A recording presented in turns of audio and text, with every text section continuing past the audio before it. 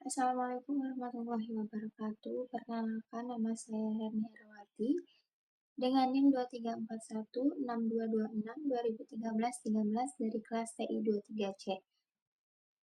Di sini saya akan menjelaskan mengenai materi operasi pemesinan dan mesin perkakas serta pertimbangan desain dan ekonomi pada proses pemesinan. Pada materi 1 mengenai operasi pemesinan dan mesin perkakas, operasi pemesinan atau machining operation adalah proses manufaktur yang melibatkan penghilangan material dari benda kerja untuk membentuk bentuk dan dimensi yang diinginkan. Proses ini menggunakan alat pemotong yang dipasang pada mesin perkakas yang memanfaatkan gerakan relatif antara alat pemotong dengan benda kerja untuk menghilangkan material berlebih. Selanjutnya yaitu klasifikasi komponen pemesinan. Yang pertama ada rotasional atau berputar, contohnya ada silinder dan kerucut. Yang kedua ada non-rotasional atau prismatik, contohnya ada kubus, balok, dan lain-lain.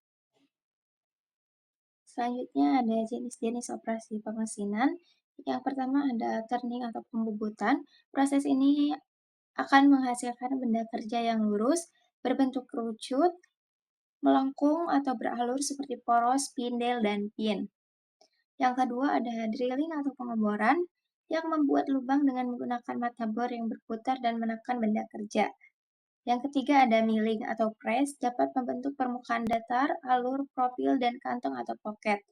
Yang keempat ada shaping dan planing, yaitu proses pemesinan untuk membentuk permukaan datar. Shaping pahat bergerak dan benda kerja diam, sedangkan planing benda kerja bergerak dan pahat diam. Shaping untuk benda kecil, sedangkan planing untuk benda besar. Yang kelima ada boring yang digunakan untuk memperbesar lubang menggunakan batang pahat atau boring bar. Yang keenam ada broaching, yaitu pemotongan bertahap dengan pahat bertingkat atau broach. Yang ketujuh ada sewing atau gergaji, yaitu pemotongan benda kerja menggunakan gergaji, gerakan bolak-balik atau putar.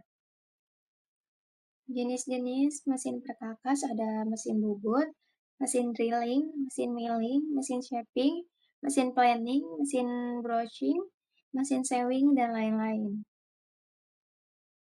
Selanjutnya, materi kedua mengenai pertimbangan desain dan ekonomi pada proses pemesinan. Pertimbangan desain bertujuan agar produk mudah dan murah untuk diproduksi. Jadi, yang pertama, hindari bentuk kompleks seperti lubang dalam, undercut, atau sudut tajam. Yang kedua, gunakan ukuran standar dan pahat standar. Yang ketiga, toleransi dan kehalusan permukaan disesuaikan dengan fungsi produk, jangan terlalu ketat karena akan menaikkan biaya.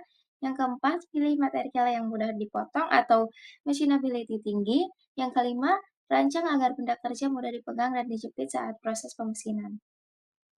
Selanjutnya yaitu kemampuan pemesinan atau machinability. Machinability adalah tingkat kemudahan suatu material untuk dipotong. Faktor yang mempengaruhinya yaitu satu, kekerasan tinggi, maka pahat akan cepat haus. Yang kedua, material ulet atau daktil, maka permukaan jadi kasar. Yang ketiga, kandungan karbon atau mangan tinggi yang akan semakin sulit dipotong. Diukur dengan machinability rating atau MR. Jika MR lebih dari 1, maka mudah dipotong. Jika MR kurang dari 1, maka sulit dipotong. Selanjutnya, toleransi dan kehalusan permukaan. Toleransi menentukan seberapa presisi ukuran komponen. Semakin ketat toleransi, biaya pemesinan akan semakin mahal. Kehalusan permukaan dipengaruhi oleh yang pertama, geometri pahat, yang kedua, kecepatan makan atau feed rate, yang ketiga, getaran mesin dan benda kerja. Permukaan yang halus akan memperbaiki estetika dan kinerja mekanis.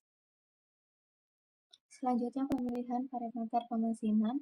Pemilihan kecepatan makan dan kedalaman potong bergantung pada 1. Jenis pahat HSS atau carbide, 2. Jenis pemesinan rounding atau finishing, 3. Kehalusan permukaan yang diinginkan.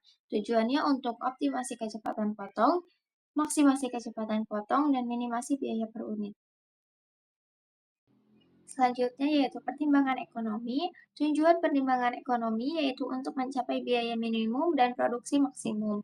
Biaya proses pemesinan terdiri dari biaya operator, biaya waktu penanganan, biaya pemotongan, biaya penggantian pahat, dan biaya pahat atau tooling cost.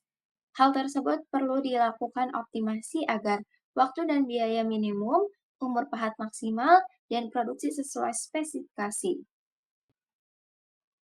Selanjutnya, rekomendasi desain ekonomis. Yang pertama, hindari fitur kompleks seperti kurangi setup. Yang kedua, gunakan pahat dan alat standar. Yang ketiga, pertimbangan proses net shape seperti casting atau molding bila memungkinkan.